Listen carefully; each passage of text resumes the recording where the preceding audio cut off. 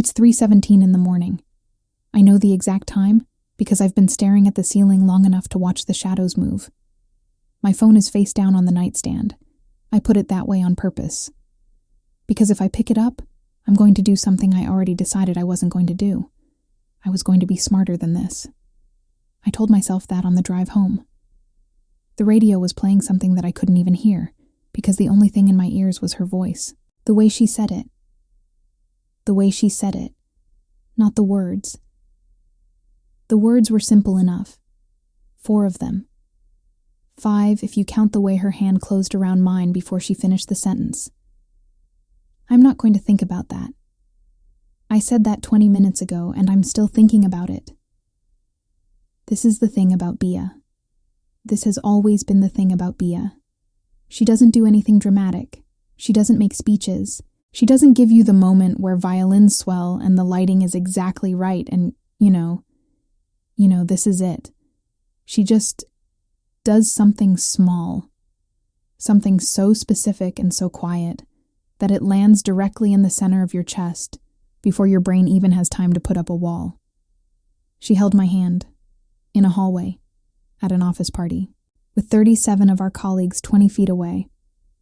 She held my hand, and she leaned close enough that I could smell her perfume.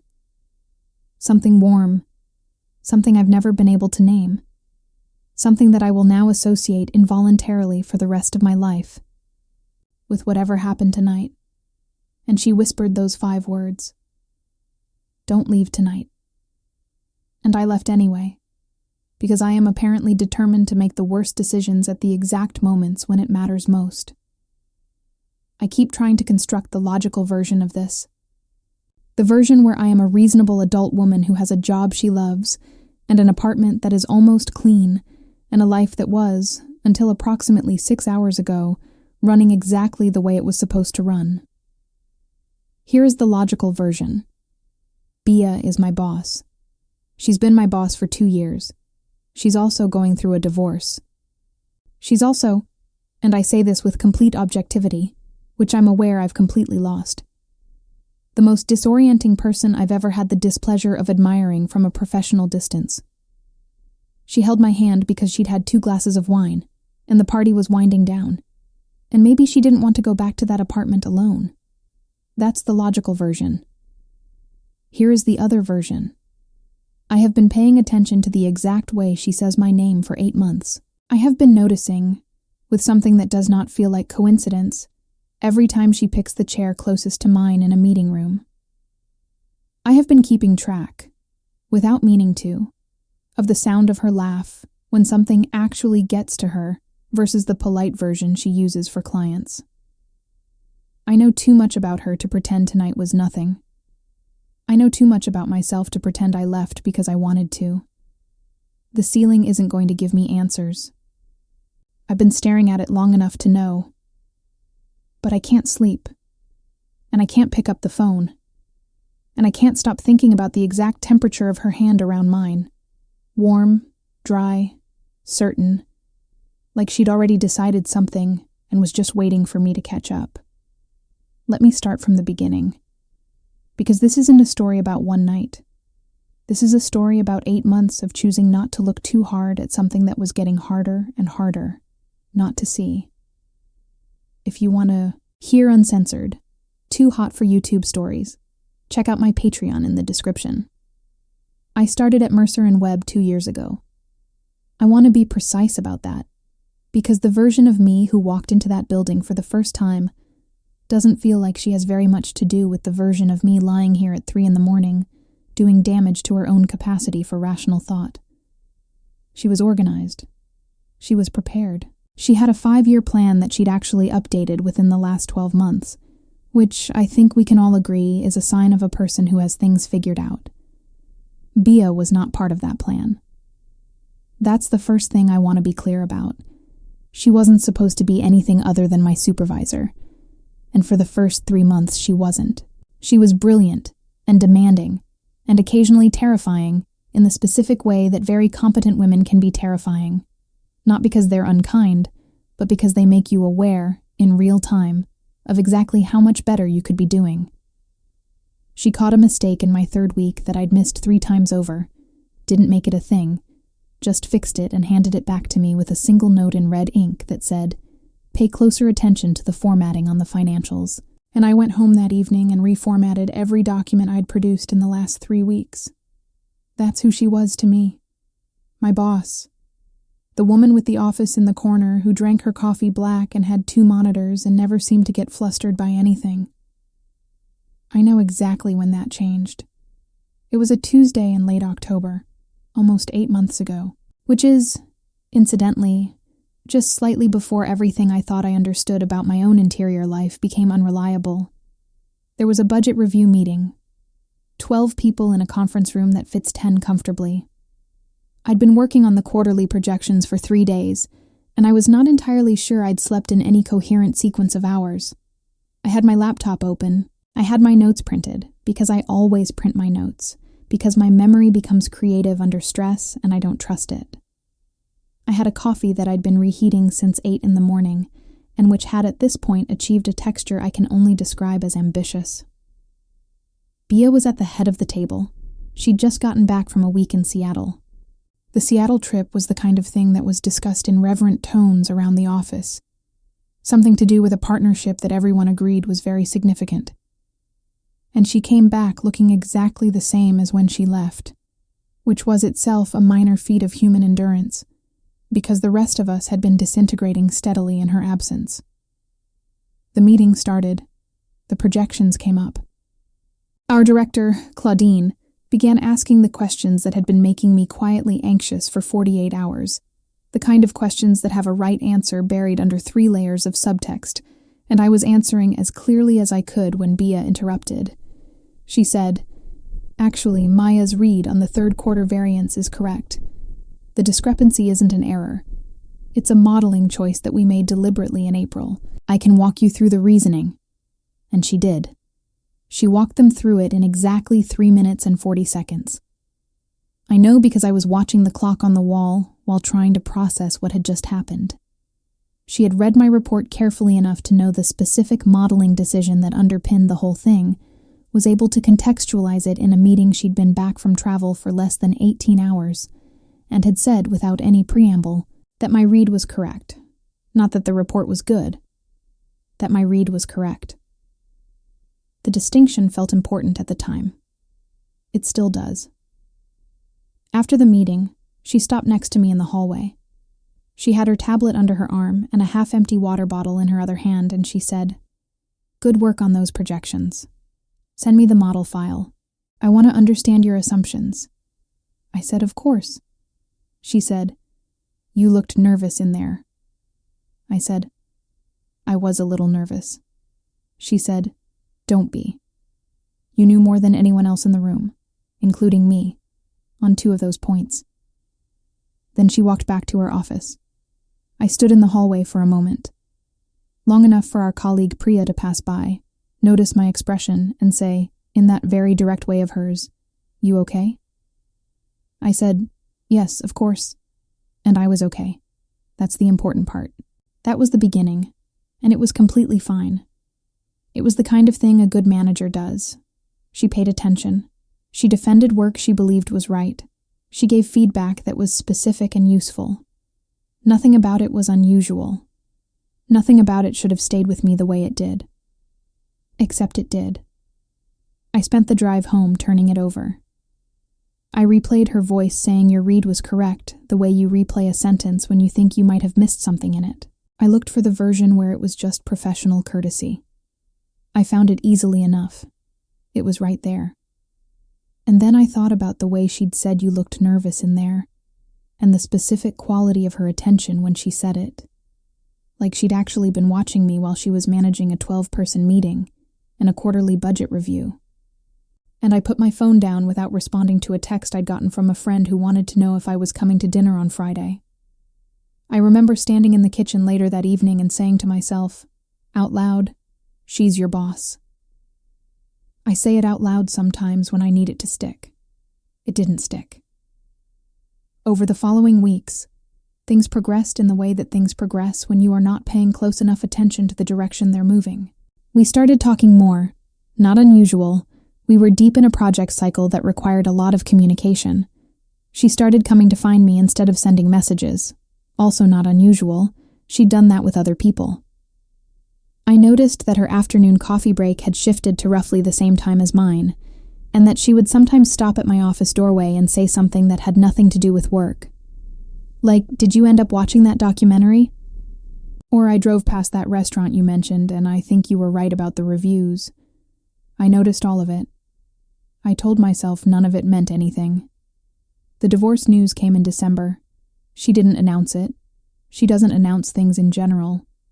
I overheard Claudine mention it to someone after a team lunch, something about a house and a settlement, and I absorbed the information the way you absorb something that you realize, in retrospect, you'd already suspected. Not surprised, just recalibrated.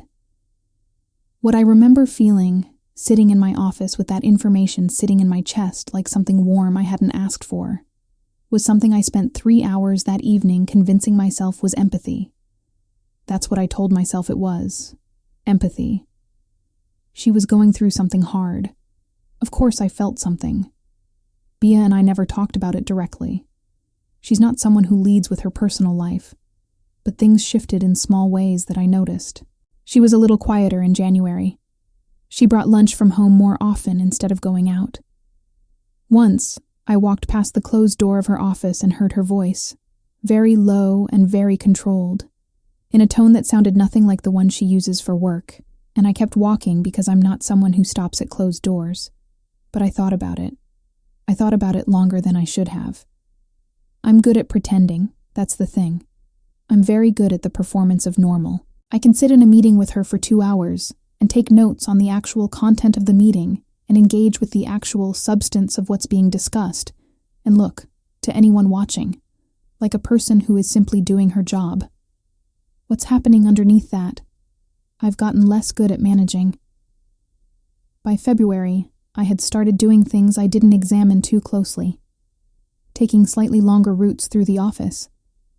Picking the seat in meetings that had the best sightline to wherever she was sitting. Checking whether her light was still on before I left at night, just as a general thing, nothing specific about it. Keeping track of small details she mentioned in passing, a book she was reading, a neighborhood she was considering, the name of her sister who she spoke to on the phone every Sunday, and storing them in some internal file that I didn't label, because labeling it would have required confronting what the file was for. I was still calling it professional admiration. Even then. Even in February. Priya asked me once, casually, over coffee, if I thought Bia was seeing anyone. I said I had no idea. Priya looked at me for a second in a way that I chose to interpret as neutral. She said, "You're probably right." And then she talked about something else. I think about that exchange now and I understand that Priya was not being neutral.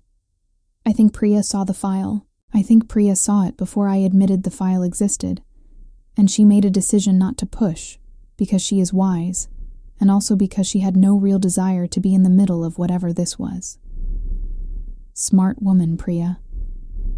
Here's the thing about being at the beginning of something you don't want to be at the beginning of.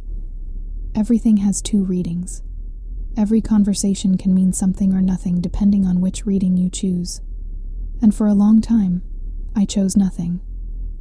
I was very committed to nothing. Nothing was safe and clean, and kept the rest of my life exactly where it was supposed to be.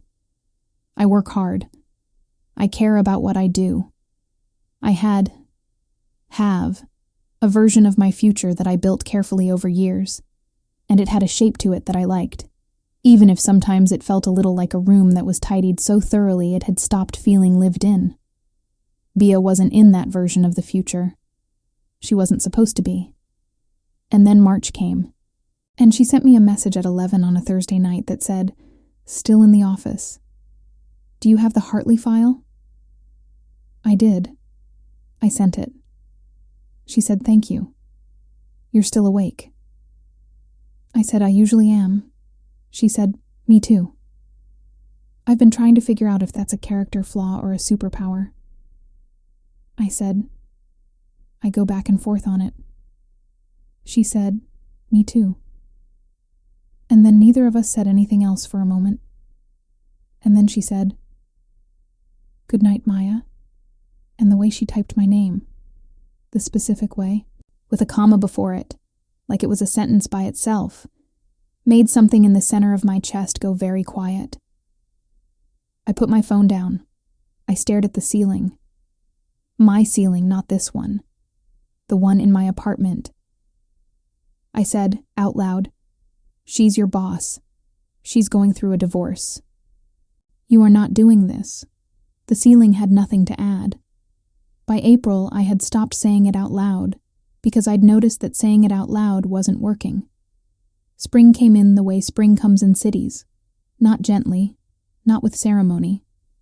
But suddenly one day the light is different, and you realize you'd been carrying the weight of winter without knowing it until it started to lift. I walked to work 3 mornings in a row and noticed things I hadn't noticed in months. A bookstore I'd been passing daily that had a new display in the window. A coffee place 2 blocks from the office that played jazz through an open door. The way the sky looked at 7:15 when I was cutting across the park, all pale blue and a little uncertain, like it hadn't quite committed to the day yet. I was noticing things again. I didn't immediately understand that this had anything to do with her, but I noticed, too, that I was sleeping better on the nights when she and I had talked at some point during the day. Not phone calls. We didn't do phone calls outside of work. That would have been something I'd have had to acknowledge. But the longer conversations in the office, the ones that drifted slightly past the project we were discussing, and into something that felt more like actual territory. What we thought about things, what we'd gotten wrong before, what we were still figuring out. She'd started doing that more, taking conversations a degree further. It was subtle enough that I could still tell myself it was nothing. It was collegial. It was the natural result of 2 people working closely together. It was. One afternoon in April, we were the last ones in the conference room after a planning session that ran long. Everyone else had scattered. The chairs were half pushed in. The whiteboard still had equations on it that no one had erased. The remains of someone's lunch sat in the corner with the specific sadness of abandoned takeout. I was packing up my laptop, and she was reviewing something on her tablet, and the light through the windows was the late afternoon kind, the kind that makes everything look slightly more significant than it is. She said, without looking up, "Can I ask you something personal?" I said, "Sure." She said, "Do you like this?" The work, I mean. Do you actually like it? Or is it the kind of thing where you got good at it, and the getting good became the reason? I stopped packing. I thought about it. Really thought about it, instead of answering with the polished version. I said, "I think both. I think I liked it first, and then I got good at it, and now I can't always tell which one is driving. But yes, I think I actually like it." She said, "I spent 4 years in a marriage being not entirely sure if I was there because I wanted to be, or because I'd already built the life. I keep thinking about that, wanting to know the difference before I build something else." I didn't say anything for a second. She looked up.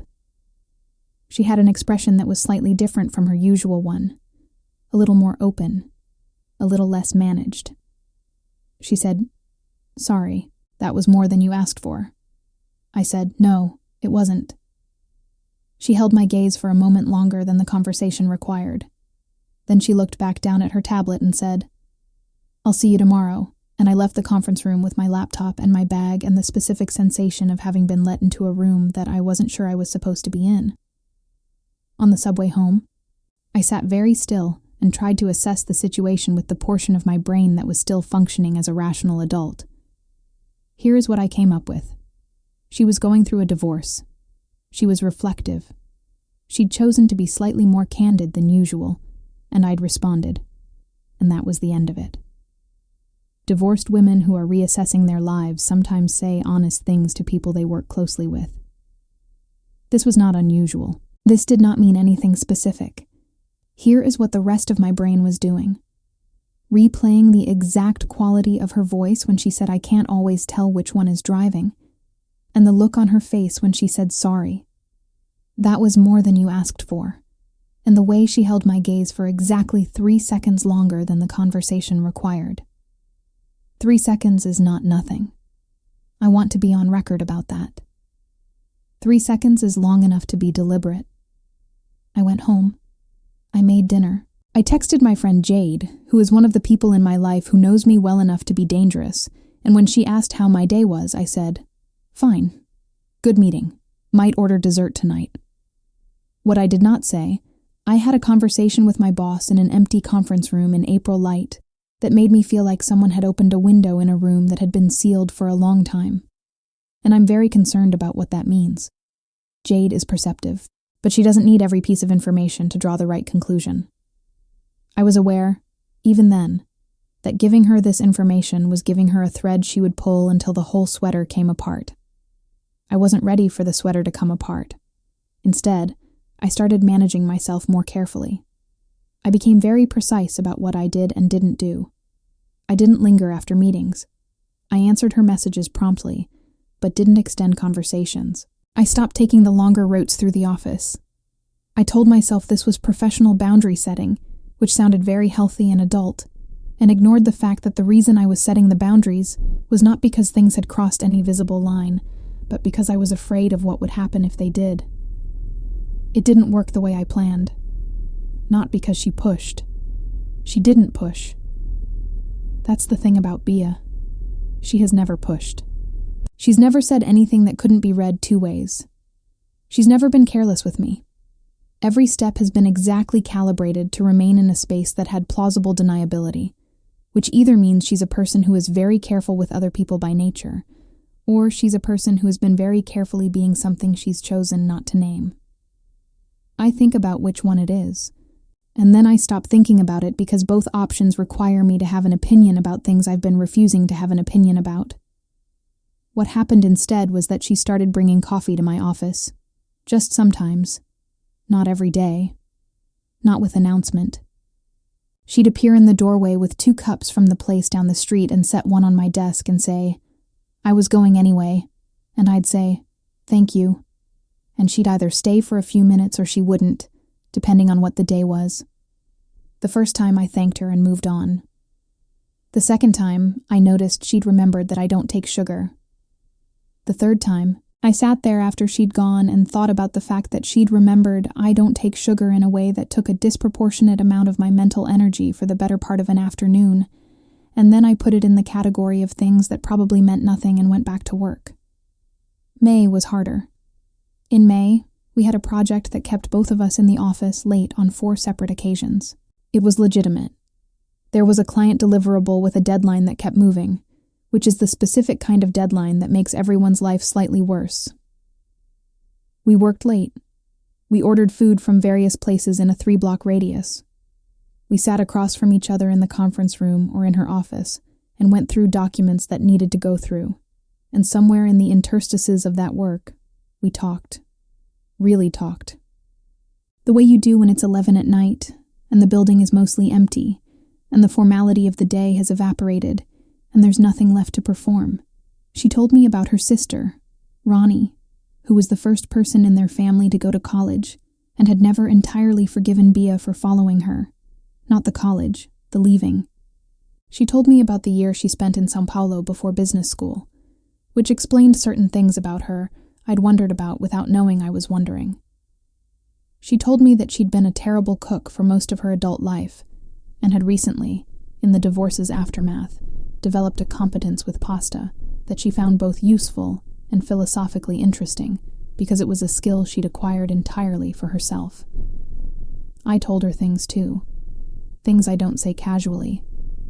About the version of my life I thought I was building in my 20s, and the way it had come apart so quietly that I almost didn't notice until I was standing in the middle of the rubble with my plans in one hand and no clear sense of what to rebuild. About the year I spent in a relationship that was objectively fine in every measurable way, and that left me feeling, at the end of it, like I'd been reading a book in a language I mostly understood, but couldn't quite feel. She listened. She actually listened, the way very few people do. not waiting for the gap to respond, but actually absorbing. She said once quietly, "I know exactly what that feels like. The book in the wrong language." I said, "Yeah." She said, "Yeah." And then we went back to the deliverable, and neither of us mentioned it again. And I drove home with the windows down, even though it was 50 degrees, because I needed air. By June, something had changed in me that I wasn't ready to name. It was physical, partly. That's the thing I hadn't anticipated, that whatever this was would live in my body as much as in my head. I'd been aware of her presence before. But somewhere in May, awareness became something closer to tuning. Like my body had its own interest in knowing where she was in a room, the way a compass has its own interest in pointing north, regardless of what you ask it to do. I'd be working and hear her voice in the hallway and feel something in my chest shift slightly. I'd be in a meeting and she'd make a point, and I'd be aware, with something that was not professional, of the specific cadence of how she builds an argument. I'd sit across from her at 11 at night, going through spreadsheets, and notice the way she pushed her hair back when she was concentrating, and spend the next 4 minutes very carefully not noticing it. I started coming in a little early and leaving a little late, which I justified to myself as dedication to the job.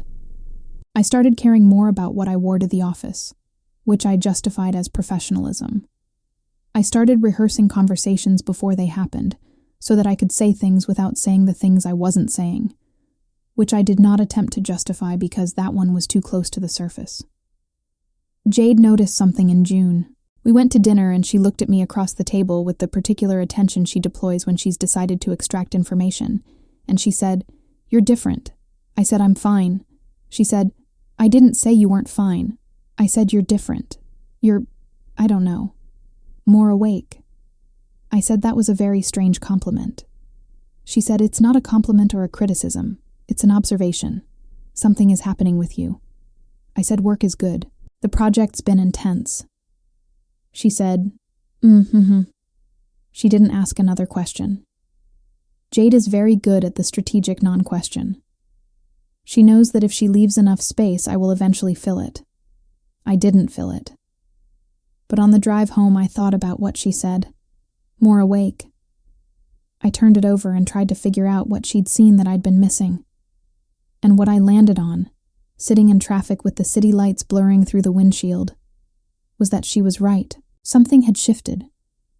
Some quality of attention that I'd been directing inward, efficiently, carefully, had started to reach outward, to notice more, to want things more, to feel, in the specific cellular way that you feel when something matters, things that I'd been keeping behind glass for a while. I didn't want to look at the direct cause of that, but I drove home thinking about the way Bia had laughed at something I'd said 2 days ago. Genuinely. Not the polished laugh she used in presentations, but the real one, the one that took her slightly by surprise. And I sat with that for the length of 3 traffic lights without managing to look away. July brought the heat and the kind of long days that stretched the afternoon into something elastic and strange. And it brought Bia and I to a point in whatever this was that I had stopped being able to call nothing. I'd tried. I want credit for trying. I made genuine efforts over the spring to reestablish whatever comfortable professional distance we'd had at the beginning, and what I discovered was that the distance had not really been comfortable. I'd just been too unaware to notice the discomfort, and now that I was aware of it, I couldn't manufacture the numbness required to make it comfortable again. You can't unknow something about yourself. Believe me, I spent 3 months testing that hypothesis, and the conclusion is categorical. So I was in the position of knowing something I wasn't acting on, which is its own specific kind of suffering. Not dramatic, not acute, just a constant low-level noise that you learn to work around, the way you work around a sore tooth by chewing on the other side. Functional, technically, but always slightly off, always costing more energy than the movement should. There was an afternoon in July that I keep coming back to. We were working late again. It had become less extraordinary by this point, us being the last ones there. The office after hours has a different quality, quieter, obviously, but also somehow more honest. The overhead fluorescents go off at 9, and you're left with desk lamps, and the ambient light from screens, and the city coming in through the windows, and it makes the space feel less like a place of business, and more like somewhere people actually inhabit. I had come to understand this as both a gift and a problem. We were in her office. I was in the chair across from her desk, which is where I usually sat when we worked late. The conference room felt too formal by that hour, and the informal arrangement had settled into routine without either of us remarking on it. She was on her laptop. I was going through something on mine. At some point, the work ran out before the evening did, and we drifted, as we'd gotten good at drifting, into talking. She was telling me about a decision she was going to have to make. About the apartment. Whether to stay in it after the divorce or let it go, find something new. She'd lived there 6 years. It was the apartment she and her ex-wife had chosen together, decorated together, hosted dinner parties in.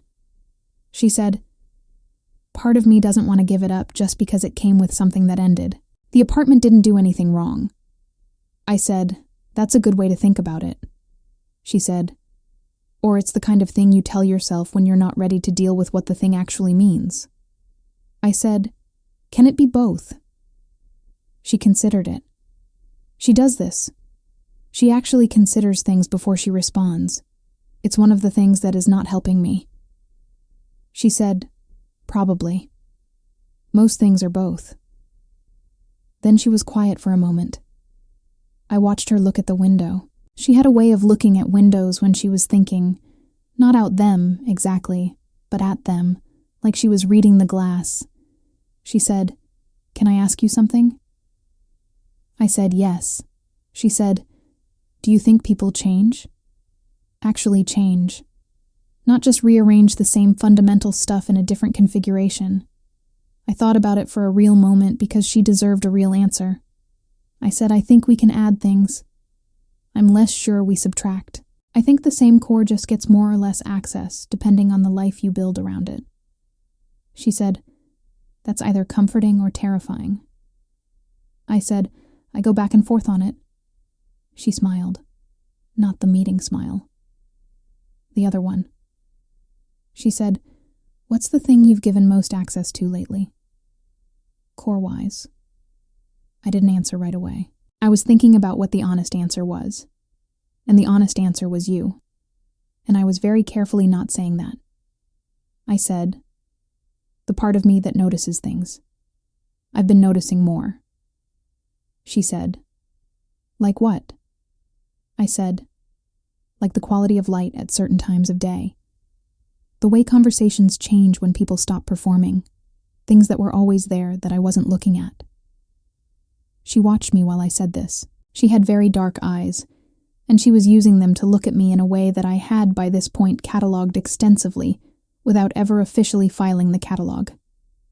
She said quietly, "I've noticed that too. About you." I said, "What do you mean?" She said, "There's been a shift. In how you move through the work. How you talk." Something opened up. I said, "I don't know what you're attributing that to." She said, "I have a theory." She didn't say what the theory was. She just let the silence sit there with us. The kind of silence that has a shape to it. I said, "Are you going to tell me the theory?" She said, "I don't think it's the right time." I said, "Okay." She said, "But I'm not going to stop having it." I drove home that night, absolutely certain that what I'd been calling nothing was something, and absolutely certain that I was not ready to figure out what to do with that. And the two certainties sat in my chest like competing weights, and I went to bed at midnight and stared at the ceiling and thought, "This is manageable. I can manage this. I've managed harder things." August arrived and I managed it by avoiding it. I was good at this. I had practice. I've spent portions of my adult life managing feelings by being very busy in close proximity to them, which is not the same as resolving them, but does maintain a kind of operational normalcy. I filled the space with work, with plans, with conversations with Jade and my sister and other people in my life who had the useful quality of not being Bia. She noticed, of course. She would. She didn't say anything directly.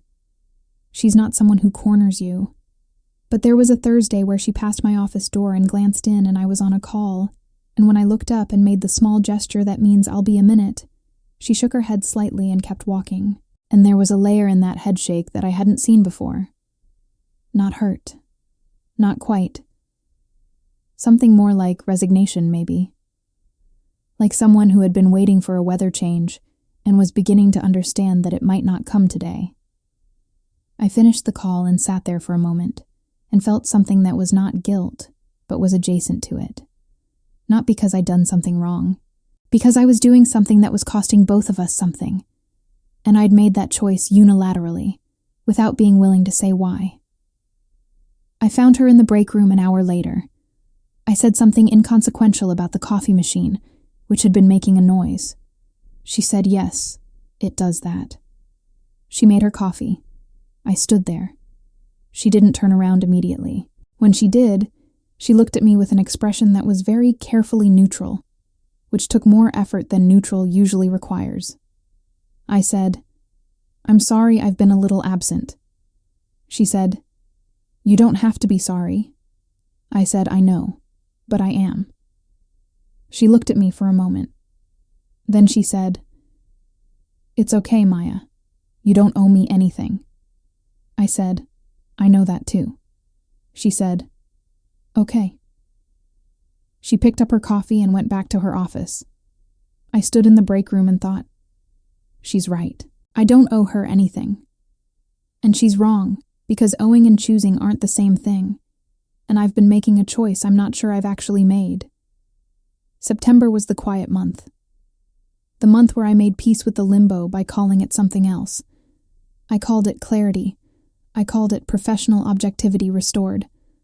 I worked closely with her on 3 major projects, and it was fine. We were functional. We were good at our jobs. The conversations still happened, but I kept them shallower, and she let me, which either meant she understood or it meant she was too tired to push.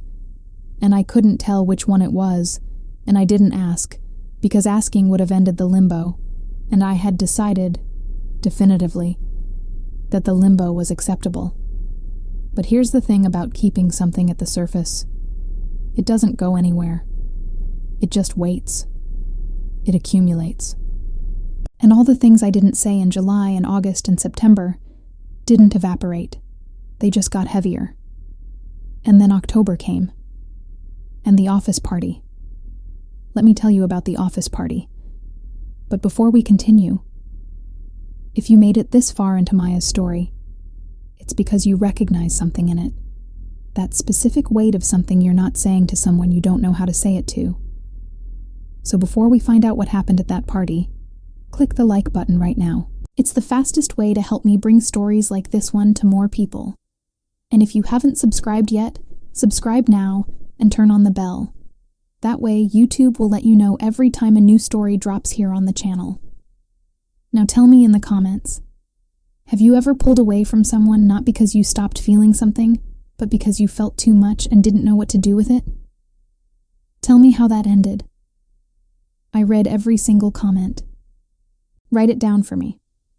And tell me, what city are you watching from? I'll put a heart on yours. Now, back to our story.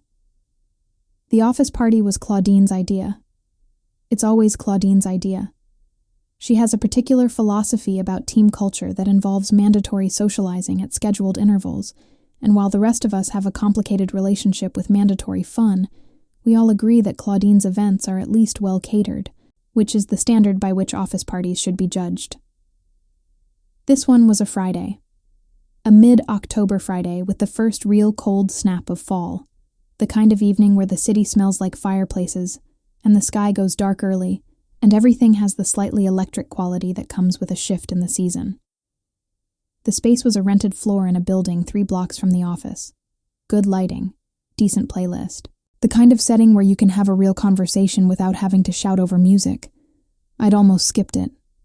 I want to be honest about that because it matters. I'd gone back and forth for 3 days. Yes, no, I should. I shouldn't. I'll go for an hour and then leave before it gets weird. I told Priya I was going. I told myself I was going because it would look strange if I didn't, because Claudine notices absence in a way that tends to generate follow-up questions.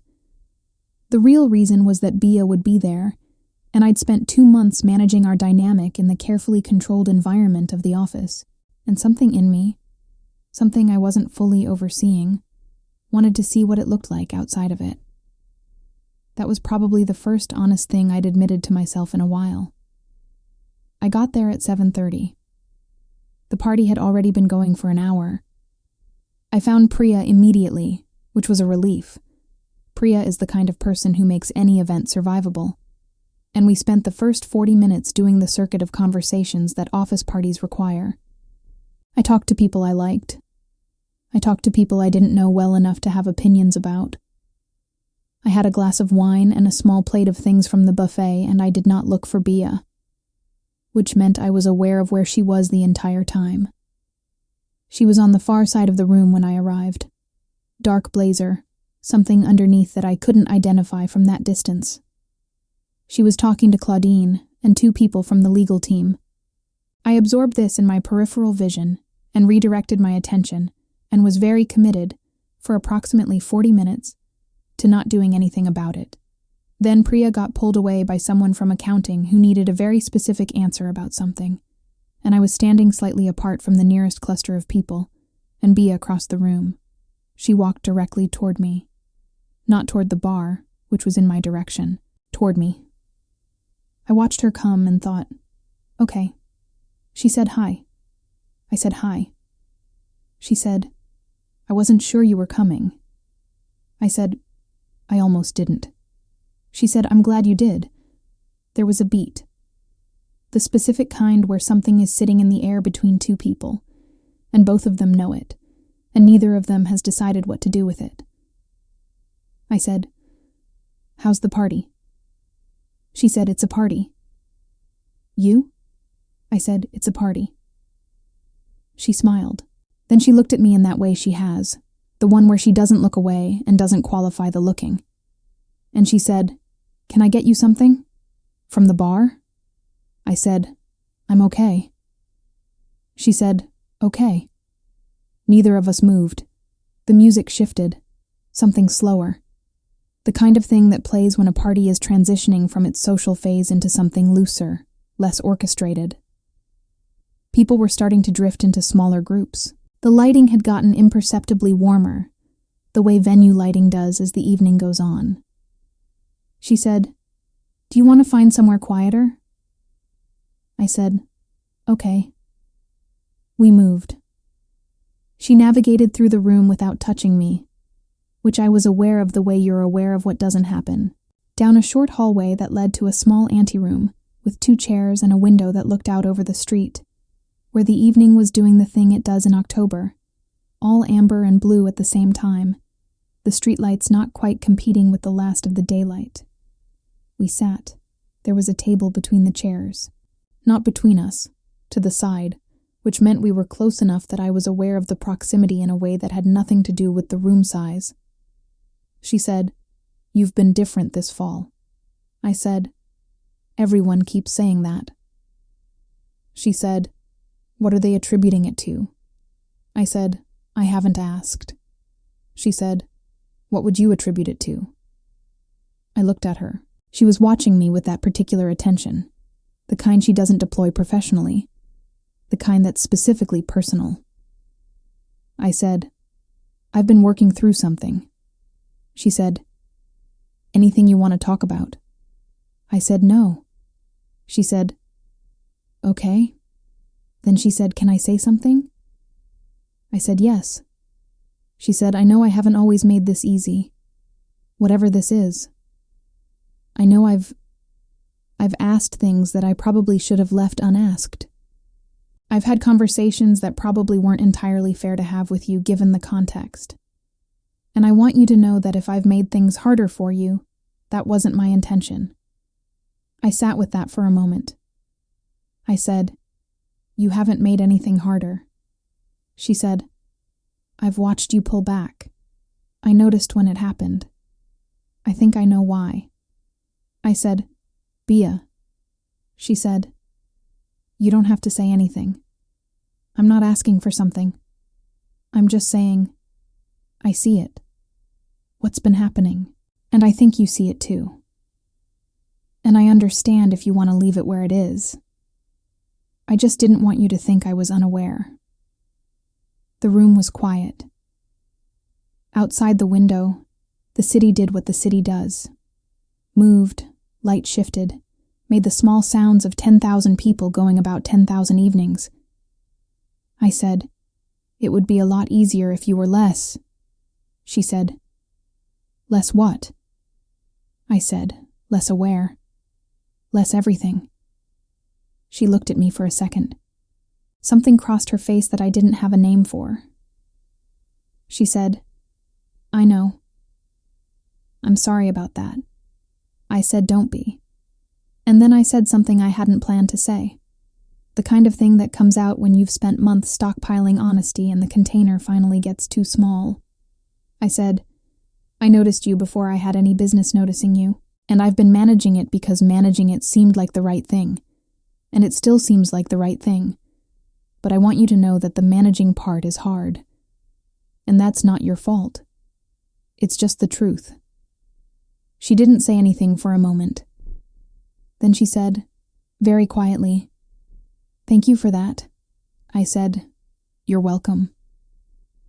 We sat in the silence that followed for what felt like a long time. It didn't feel like an uncomfortable silence. It felt like the specific kind of quiet that exists after something true has been said, when both people are still inside it. The party continued 20 feet away. Someone laughed loudly at something. The music kept going. She turned her head and looked out the window. She said, "I'm still in the middle of things. You know that." I said, "I know." She said, "The apartment, the paperwork, all of it. It's not over, and I don't want to offer you something that isn't whole yet." I said, "I understand." She said, "But I want you to know. What you just said, it matters. To me. It's not, I don't take it lightly." I said, "I know you don't." She said, "Okay." She reached across the space between us. Not for my hand at first. She set her hand on the armrest of my chair, close to mine, not touching, like a question. I looked at her hand.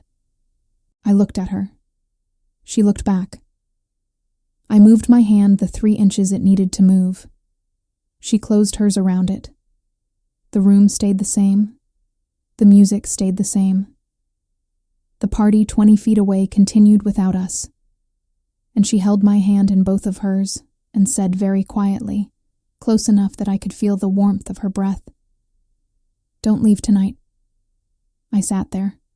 I held her hand. I felt every bone in my chest decide something that my rational mind hadn't voted on. And then I said, very quietly, "I think I have to." She didn't let go immediately. She held on for another moment, and I let her, and I held back.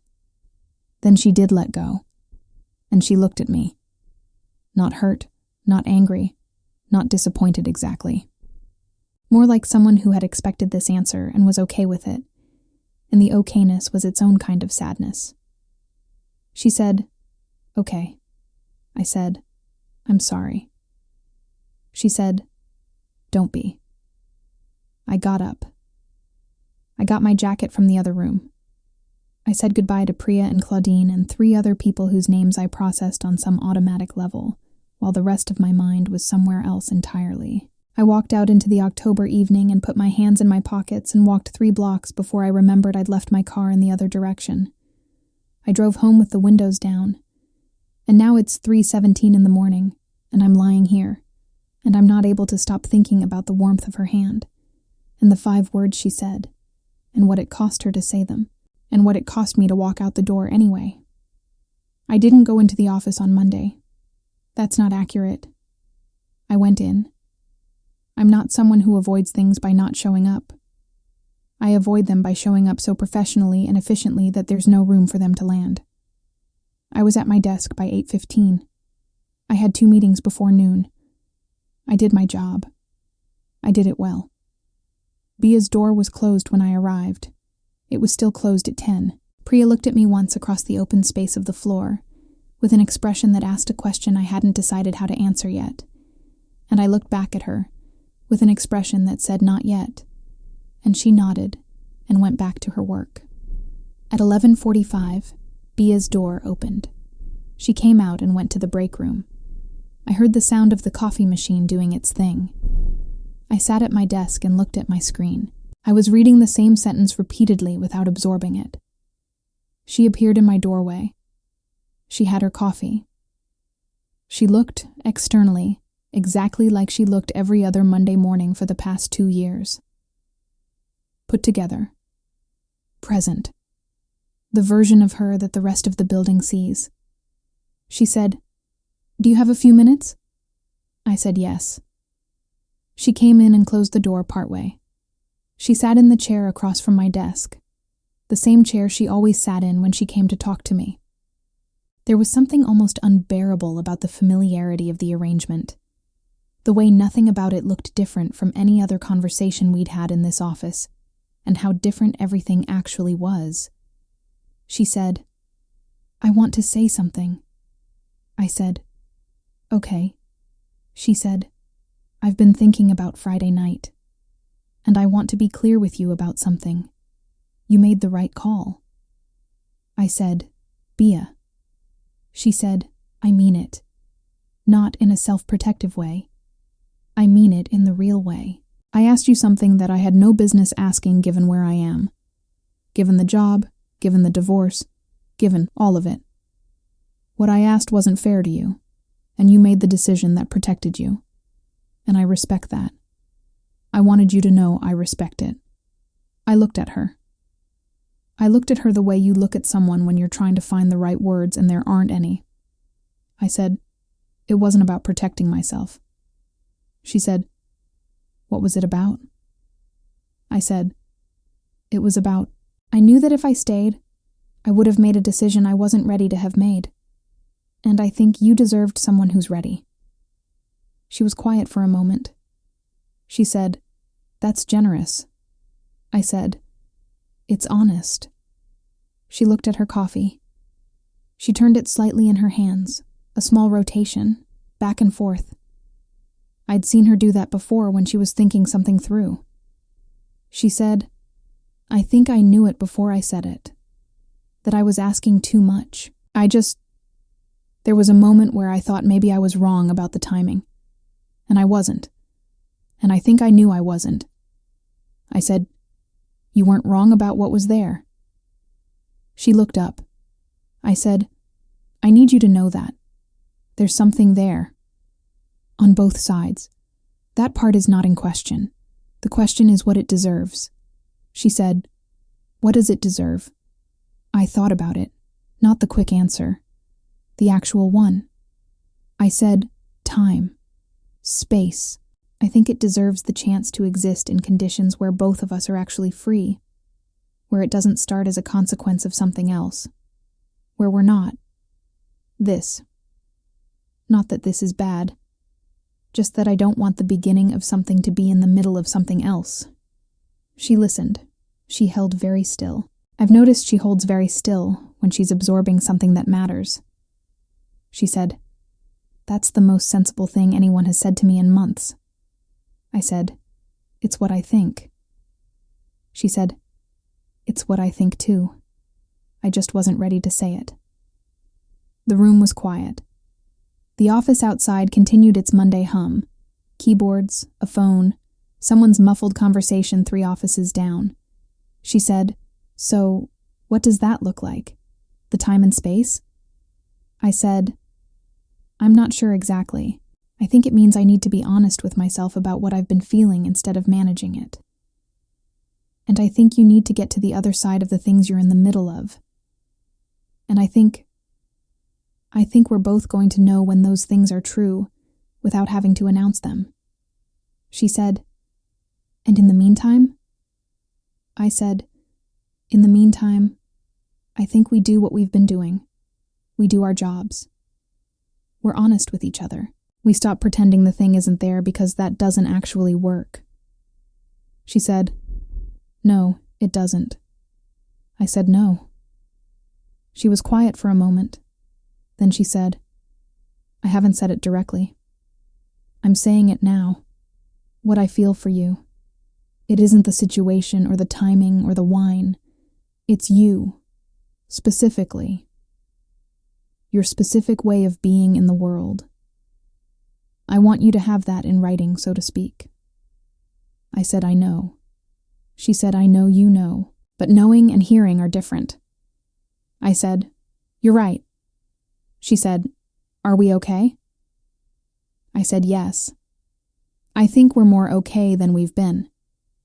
She nodded. She stood up. She took her coffee. She went back to her office, and the door closed, and I sat at my desk and put my face in my hands for a moment and breathed. Not in grief. Not in relief exactly. In something that doesn't have a clean name. The particular sensation of having chosen the harder thing, not because the other thing wasn't real, but because the other thing deserved better than what we would have made of it right now. She and I worked together for another 4 months after that. Things changed and didn't change. We were honest in ways we hadn't been before. We stopped performing normalcy and just were normal in the actual sense, with all the weight and specificity of what was there between us living in plain sight instead of in careful code. It was both harder and easier than the version before. Harder, because the pretending was gone, and I couldn't use it as a buffer anymore. Easier because I didn't have to manage myself so aggressively. There were moments. Small ones. A look that lasted a beat longer than it needed to. A conversation that went places we didn't plan for it to go. An evening in November where we were the last two in the building again, and the city was doing that winter thing where it looks orange and cold at the same time, and we stood at the window in her office for a few minutes without talking, and it felt like something that had been held for a long time being held differently, more gently, more deliberately, more with awareness of what it was. She asked me once, in December, "Do you regret any of it?" I thought about it honestly. I said no. I regret the time I spent pretending it wasn't happening. But not this. Not any of this. She said, "Me either." The divorce was finalized in January. She didn't announce it. I knew because of the particular quality of her stillness that afternoon, the way she sat at her desk and looked out the window for a long time before she opened anything on her screen. I didn't say anything, but I brought her coffee. She looked up when I set it on her desk, and the look she gave me had everything in it: the gratitude, the grief, the relief, the exhaustion of a long thing finally being over. I just nodded. She put her hand over mine for a second, on the desk, in the way she has of doing something small that carries everything. I went back to my office. In March, she left the company. Not because of me. Not because of us. She'd been approached for something that fit her in a way that the position at Mercer & Webb hadn't in a long time.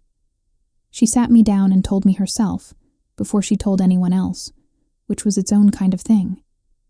She said, "I want you to know this is entirely about the opportunity, and not at all about running from anything here." I said, "I know." She said, "I also want you to know that the conditions have changed." I said, "Yes." She said, "I'm not rushing. I'm just noting it." I said, "Noted." She smiled. I smiled back. Her last day was the Friday of the first week of April. There was a small thing in the conference room.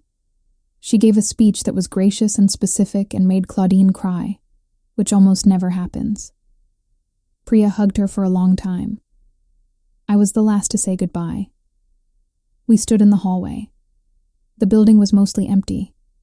Her jacket was on, her bag on her shoulder. She looked like someone who was already slightly in the next chapter and was just finishing this one. She said, "It's good timing, actually." I said yes. She said, "I'll be in touch." I said, "Please." She looked at me in the way she has, the specific way, the one I've been cataloging, unknowingly, and then knowingly for 8 months. She said, "Thank you for all of it." I said, "Thank you too." She put her arms around me. We held on for a moment. A real moment. Not the professional kind, not the managed kind. The kind where you're allowed to mean it. Then she went. I stood in the hallway for a minute. Priya appeared beside me. She didn't say anything. She just stood there, which is exactly what you want from someone in that specific moment. After a while, she said, "You okay?" I said, "Yeah, I'm okay." She said, "Good." I said, "Yeah." Here is what I know now, lying awake in March on the other side of all of it. I know that I loved her before I was ready to call it that. I know that the decision to walk out of the party was one of the harder things I've done, and also one of the more right ones. I know that what we had, what grew in the spaces of late evenings and missed conversations and things we said, and things we chose not to say, was real and is real and will stay real regardless of what shape it eventually takes.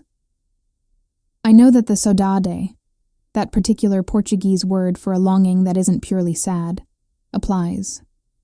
I know what it is to love something carefully, on purpose, in the conditions that let it be what it actually is, rather than what fear or urgency or proximity might have made of it. I know she'll call. Not because she promised, because I know her. Because I know the way she builds things. Slowly, deliberately, with full attention. Because I know that she meant it. In December and January and February and the hallway in April. Every time she let me see what was there without pushing me toward it. She'll call. And when she does, I'll answer. And I'll know, we'll both know, that we're answering from the right place. Not from the middle of everything, from the other side. That's not nothing. That's actually everything. She didn't stay. But she stayed in the only way that actually lasts. In the part of me that learned, because of her, to stop managing what mattered and start letting it be real. The saudade didn't break me. It just kept me honest. And sometimes that's exactly what love is supposed to do. If this story moved something in you, write saudade in the comments. That way I know you made it all the way here with Maya. And if you want to keep going, keep feeling things, keep following stories that go somewhere true, the next one is already waiting for you on screen. Take care of yourself. Until next time. If you want to hear uncensored, too hot for YouTube stories, check out my Patreon in the description.